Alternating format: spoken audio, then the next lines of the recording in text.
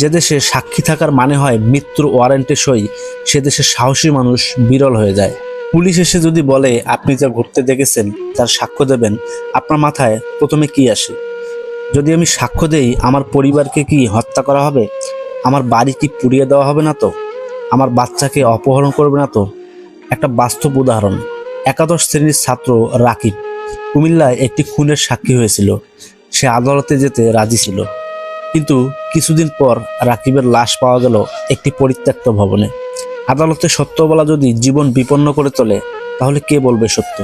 বাংলাদেশে আইনগতভাবে রাষ্ট্রের কোনো দায় নেই সাক্ষীকে নিরাপত্তা দেওয়ার। আদালতে সাক্ষীরা আসতে চান না, পুলিশও সাক্ষীদের ঠিকমতো খুঁজে বের করে না। অনেকে শেষমেশ উধাও হয়ে যায়। অনেক সময় সরকার দলীয় নেতাদের বিরুদ্ধে মামলা হলে সাক্ষীরা অজ্ঞতার কারণে নিজের জবানবন্দি বদলে ফেলে। একজন সাক্ষী বলেছিলেন, আমি যাকে খুন করতে দেখেছি সে স্থানীয় প্রভাবশালী নেতা। পুলিশকে বললে উল্টো আমাকেই হুমকি দেয়। মানুষ অন্যায়ের বিরুদ্ধে মুখ বন্ধ করে দেয়। জনগণের বিচার ব্যবস্থার উপর আশ্বাস উঠে যায়। একের পর এক মামলা পড়ে থাকে বছরের পর বছর। সাক্ষী নেই, প্রমাণ নেই, ন্যায় বিচার নেই। আজকেও যদি একজন ধর্ষকের বিরুদ্ধে সাক্ষ্য দেয়, তার জীবনের নিরাপত্তা থাকে না। তাহলে আপনি ভাবুন, কত নিরীহ মানুষ চুপ হয়ে যাচ্ছে, কারণ রাষ্ট্র তার পাশে নেই। এখানে ন্যায় বিচার চাওয়াটাই অন্যায়, কারণ সত্য বলার দায়ে এখানে লাশ হতে হয়। খুনি ধরা পড়ে না কারণ সাক্ষী নেই, আর সাক্ষী নেই কারণ যারা সত্য জানে তারা বাঁচতে চায়। আমাদের আদালতে শুধু আসামি আসে না, আসে ভয়, আসে হুমকি, আসে নীরবতা। সেখানে সত্য বলবে কে?